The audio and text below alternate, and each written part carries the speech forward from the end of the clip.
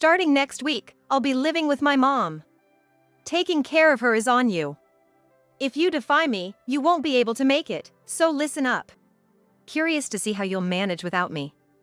Well, we're practically strangers now, aren't we? My name is Nancy. I've been married for 8 years. I work from home and handle all the household chores. I'd really like to share household responsibilities since we both work, but because I work from home, my husband insists on me handling everything. So, I have no choice but to do it all. My husband's salary is only $3,500 a month, and he contributes just $500 to our household expenses. So, I've been covering the shortfall with my earnings. Honestly, I earn more than my husband, around $6,000 a month. But because my husband racks up so much credit card bill, we're always just scraping by. Hey, there's hair on the floor. Did you clean properly? This was the first thing my husband said as he entered the dining room, yawning on a weekend morning. He never helps around the house, but if there's even a speck of dust or a wrinkle in the laundry, he's quick to complain. This shirt, can't you iron it a bit better? You got the time, don't you? I looked up from preparing breakfast to see my husband pointing at his shirt with a disgruntled expression. I work too, you know. It wouldn't hurt for you to help me out. Even just ironing your own clothes. You expect me, a man, to do that? Don't make me laugh. Isn't that a woman's job? What's the point of being married if you have to work and do all the housework? I stopped what I was doing, shocked by his unreasonable statement. What do you think I am? A maid? Sounds like you think that's the only reason we got married. A maid might be better. At least they do the housework properly and not talk back. That's just mean. I'm doing my best amidst my busy schedule, so I'd appreciate it if you didn't complain. Can't you at least think about helping? We tried talking things through multiple times, but he always brushed it off and is like, I'm way busier than you. He's also fussy about meals. If he doesn't like something, he'll leave it. Sometimes he even demands I make it again. Our food costs kept increasing because I couldn't save much. Hey, this dinner's pretty lazy, isn't it? Well, what can I do? We need to save money to get by. Do you even understand our financial situation? That's just your incompetence. Who do you think allows you to have food on the table? Who do you think keeps this household afloat? You've been pretty sassy lately. Maybe you need to rethink your place. I'm not being sassy. I'm stating facts. I'd love to prepare more elaborate meals, but considering our budget, I can only make budget-friendly dishes. This is how it always is. My husband always talks down to me. My husband thinks we're living comfortably because of him, but his salary is only about $3,500 a month. Moreover, he only gives me $500 for living expenses. The rest he spends as his pocket money. We live in a rented apartment, with a monthly rent of $2,000. Already, the living expenses aren't enough, so I cover the deficit with my saving. I've tried explaining this situation to him, but he doesn't believe me, thinking I'm lying just to have the upper hand. On weekends, he just lounges around at home or goes out with his colleagues. The times when we went out as a couple or had fun conversations were almost non-existent. Still, I worked hard to earn the living expenses, hoping we might one day go on a trip to mend our relationship. It's often said that financial ease brings peace of mind, and I kept telling myself we needed that peace. Not only that, but Tom frequently requests cash advance on his credit card, and I have to cover those payments every month, constantly straining our finances. Hey, I've asked you multiple times not to use cash advances. There are times when the monthly bill exceeds $3,000. We won't be able to make ends meet. That's because you don't get how the world works, Nancy. I'm busy with business dinners. Thanks to those, I get my current salary, and you can live the life you have. It's all for work. How many times do I have to say it? I wonder if maybe the money he spends on these dinners might be more than his actual salary. Don't you have your own salary? Besides what you give to the house. Isn't that enough? He was like that amount? Hardly enough. If anything, I wish I had more pocket money. If you worked a bit harder, Nancy, we wouldn't have to worry about all this, and clearly not willing to listen. I've tried confronting him more assertively in the past, but it just leads to arguments without resolution, so I've come to give up myself to the situation. Once, the credit card bill exceeded $3,500. Shocked, I closely examined the details. Most of it was cash advances, but I noticed the same name of a nightclub appearing multiple times. Upon researching, I found out it was a nightclub in the downtown, and he seemed to be a regular there. Hey, does entertaining clients always have to be at a club? I asked my husband while he was having dinner after coming home from work. Upon hearing the question, my visibly flustered husband began to cough. Hey! Why'd you bring that up out of the blue? What are you even talking about? He tried to play dumb, but his evasive eyes gave him away. I checked the credit card statement. You've been going to nightclubs, haven't you? That's not for business, is it? When I mentioned the word business, my husband seemed somewhat relieved. Yeah, it's for business dinners. Oh, that place was a nightclub? Had no idea. Seeing my husband's mouth twitch, a woman's intuition kicked in. There's still something he's hiding. Anyway, the credit card bill has gone over $3,500 and I can't afford it, so I think your card might get declined soon. So, please moderate your business dinners, okay?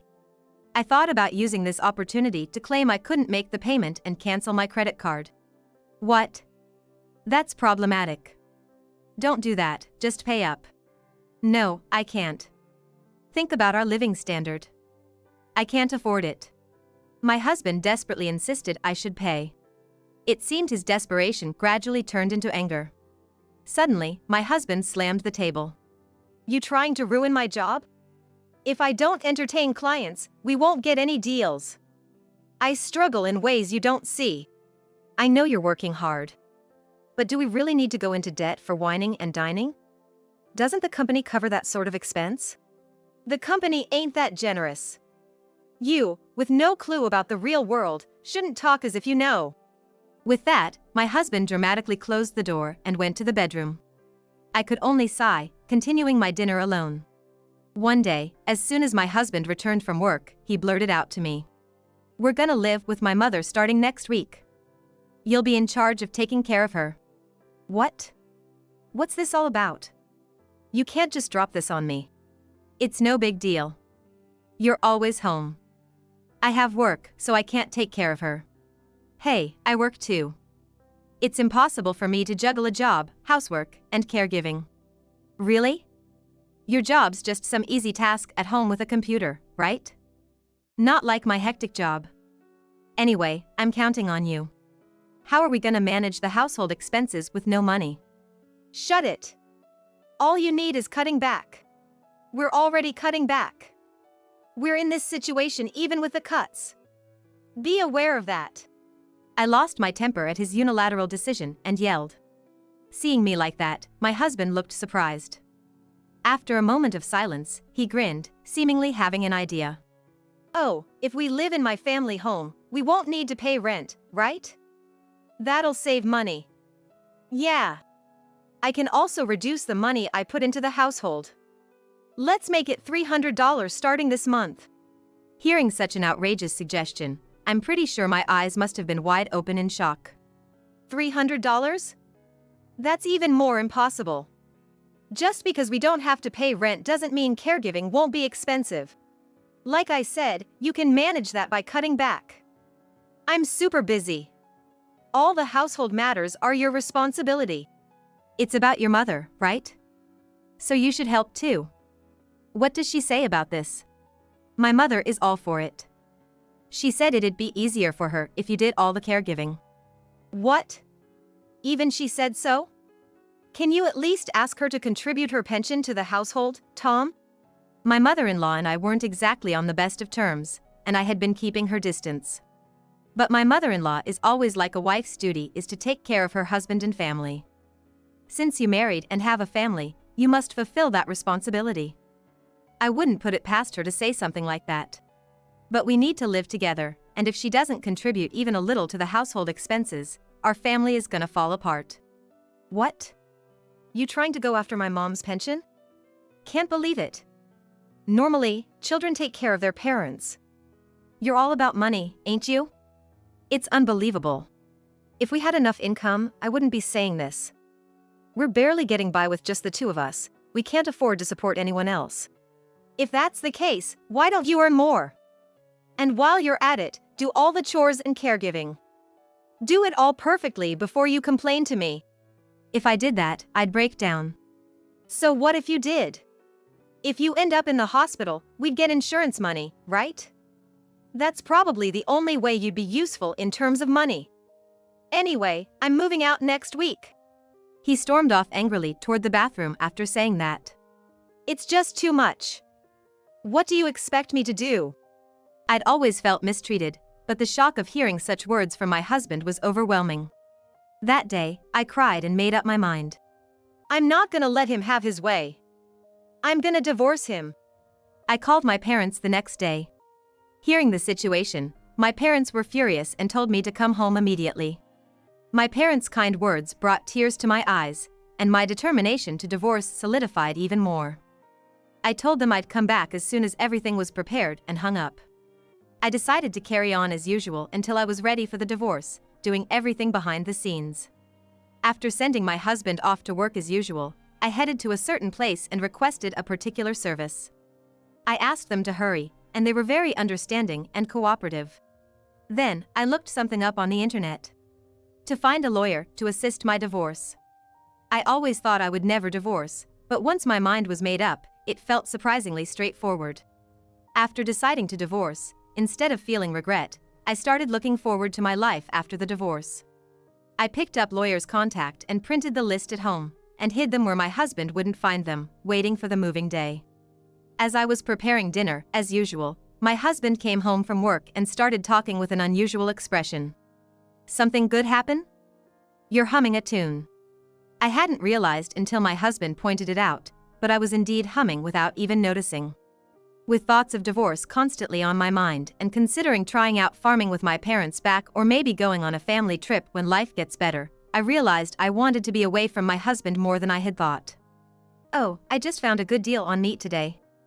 So, I was happy thinking about the savings. I had to deflect so as not to raise his suspicion. You're a simple woman. Getting happy over just some meat. And stop talking like we're broke. Sure enough, my husband replied with a sarcastic remark. Whenever I'm in a good mood, for some reason, my husband gets grouchy. I should have noticed these oddities, but I think I just chose to ignore them. But, knowing that we could be getting a divorce soon made me feel kinder towards my husband. Yeah. Dinner's ready. Here you go. You should have had dinner ready by the time I got home. I come home hungry, you know. My bad. I'll be more mindful next time. Whether there would be a next time or not, I put aside. Oh, we're moving next week. Arrange the movers. Throw out what we don't need and pack only the essentials. Our appliances are newer than the ones at my parents' place, so we're taking them.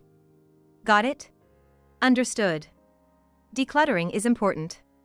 I'll discard the unnecessary stuff. And I'll have the movers take care of the appliances, don't worry.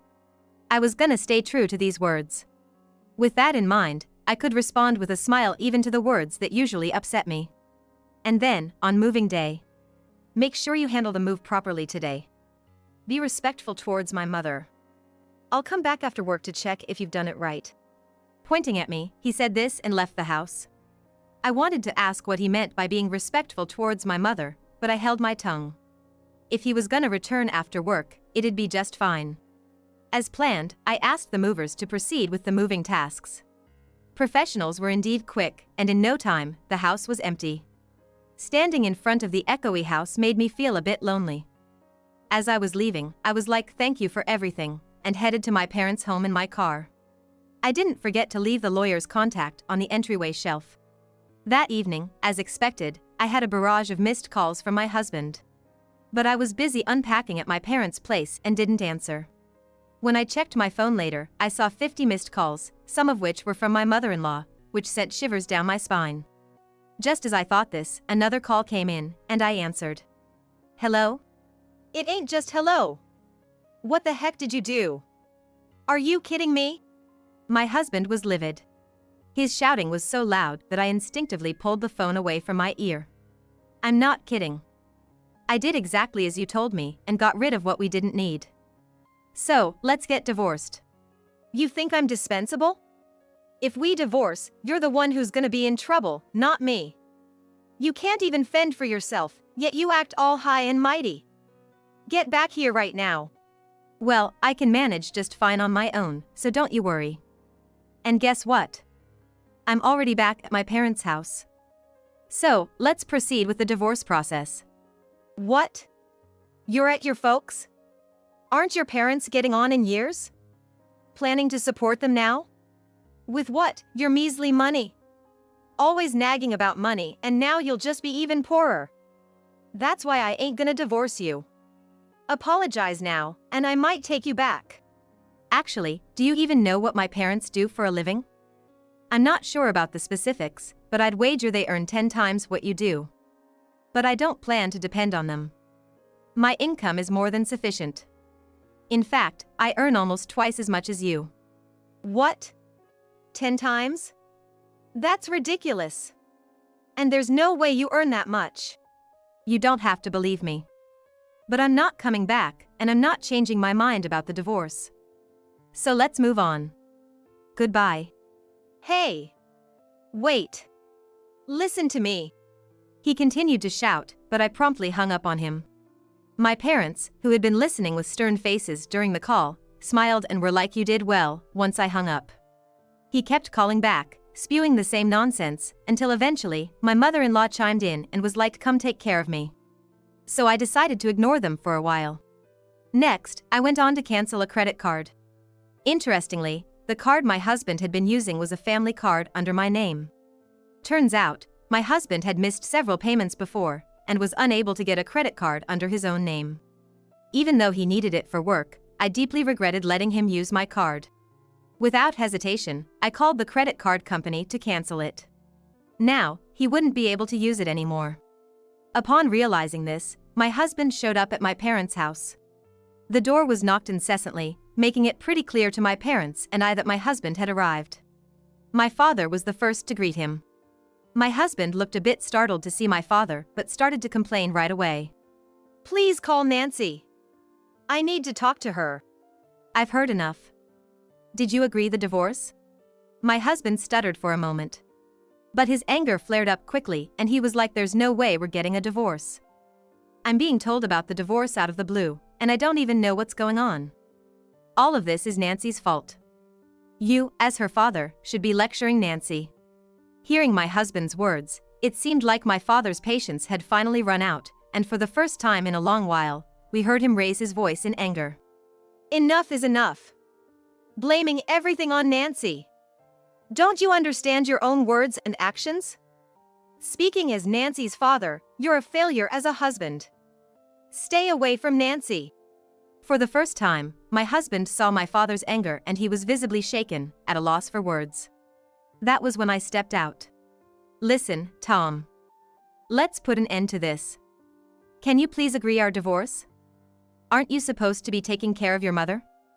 Better get going." Seeing me, my husband's face turned red with anger again. "Nancy! How dare you say that? It was you who canceled the credit card, wasn't it? Because of that, I can't work. You better fix this immediately." I did restore it. After all, it was my credit card. It's only natural since we're getting divorced, right? And I didn't just freeze it, I closed the account. So, I can't restore it anymore. Why don't you get one for yourself? If you can, that is. You closed it. Acting all high and mighty. Who do you think has been supporting our lifestyle? Are you gonna repay my kindness with betrayal? I've been supporting you.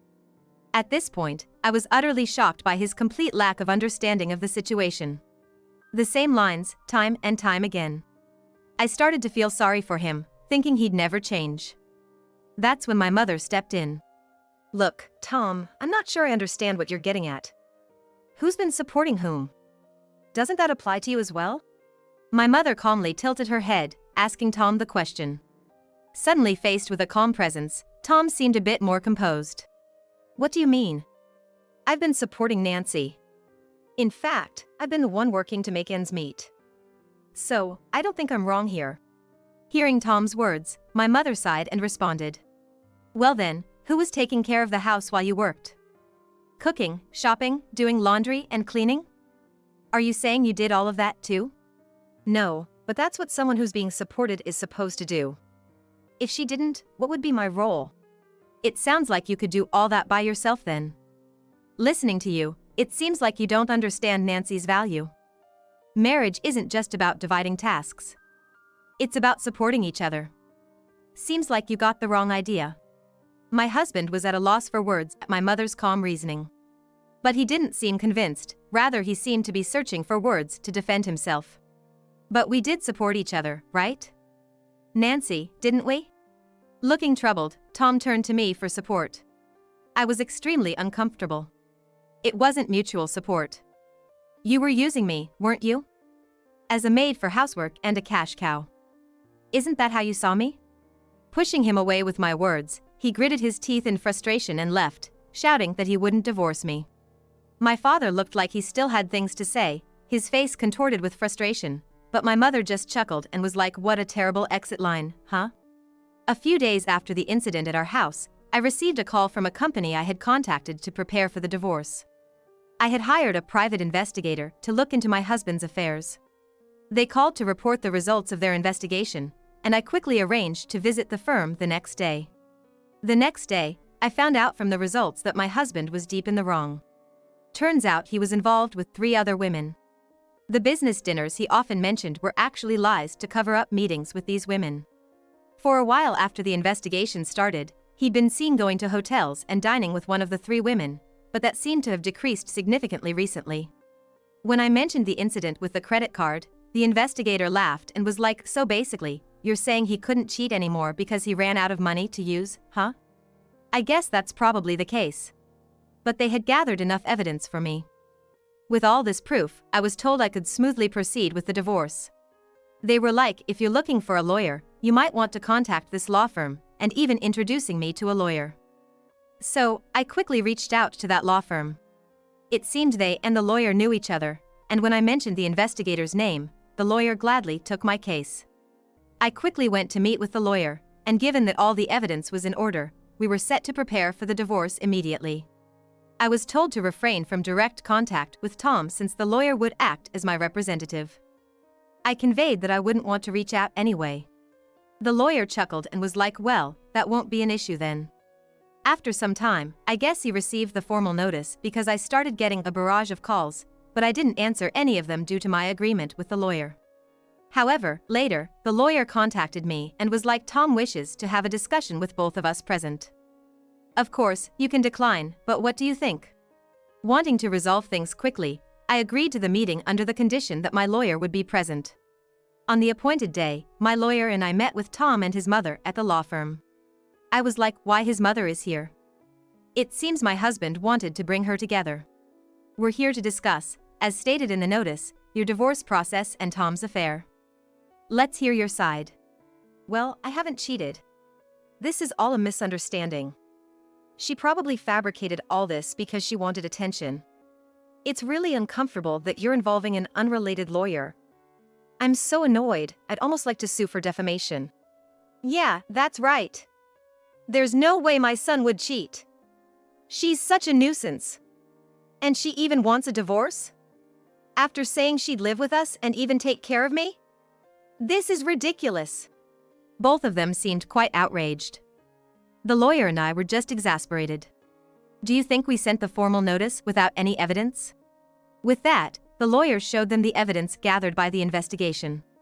My husband went pale as he saw it. "Firstly, you've been seeing this woman for about a year. We've also taken a statement from her." Seeing the photos of him entering a motel with a woman, his mother's hands began to tremble. "Wait, that's not you, right? It must be someone who looks like you. And the woman who gave the statement is probably in on this too. This is unfair." Tom just looked down without responding. "Next, you've been involved with this woman for about 6 months. We've got a statement from her as well, and she has admitted to the relationship. Lastly, you've been seeing this 3rd woman for about 2 months. We have her testimony too." Both Tom and his mother were visibly shaken. "This is fake. I don't know any of them." Tom mumbled quietly while looking down. It seemed like he was starting to break out in a cold sweat. Why are you so clearly in those pictures? You were hugging and holding hands. By the way, why do you think all these women testified against you? Tom, you understand, right? When the lawyer said this, Tom's face briefly turned pale, but then he lowered his gaze and remained silent. Come on, if you know something, say it.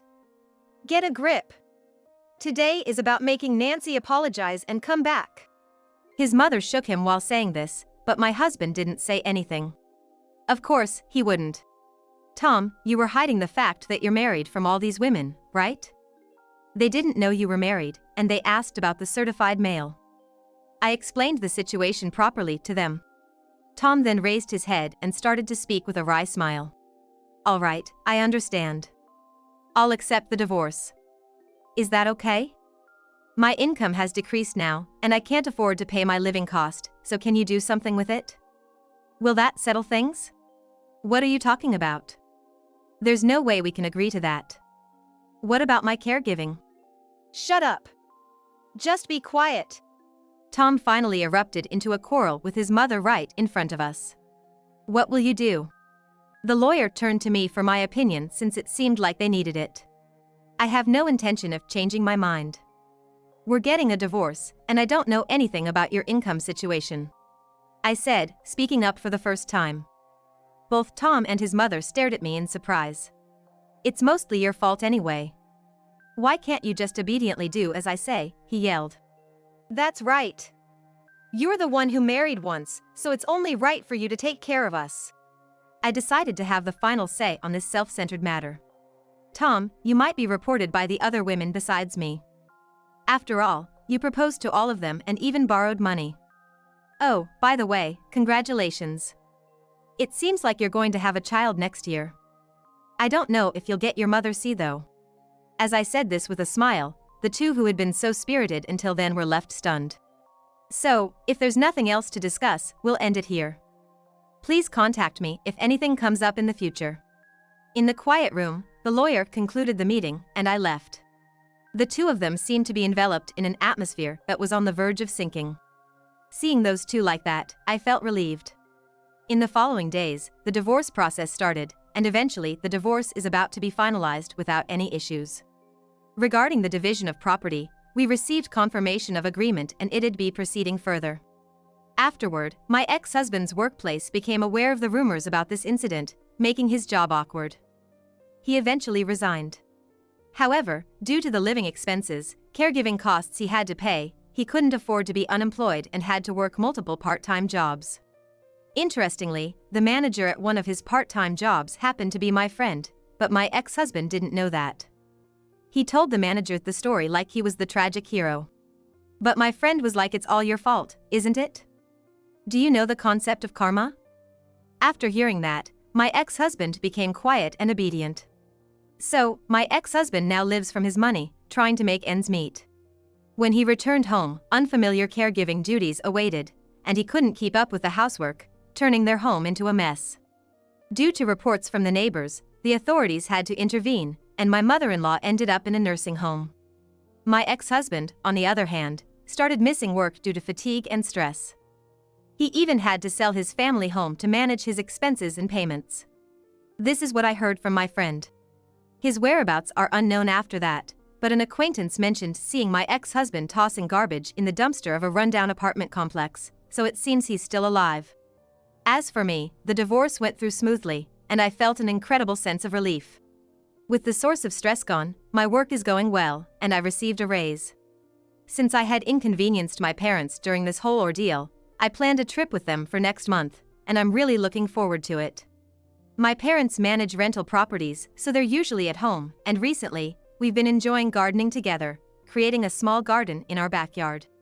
If I could have this happy everyday life, I wish I had divorced sooner. Afterward, a friend introduced me to a wonderful man. He's kind, caring, and values me deeply. He's become close with my parents, and there might even be a remarriage in the near future.